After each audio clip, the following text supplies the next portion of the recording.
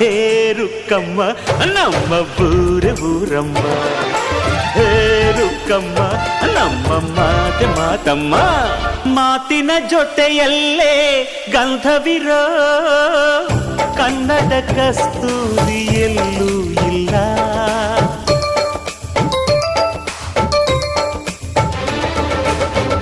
ಊರಿನ ಹೆಸರಲ್ಲೇ ಕರುಣೆ ಇರೋ ಕರುಣೆಯ ಕರುನಾಡು ಎಲ್ಲೂ ಇಲ್ಲ.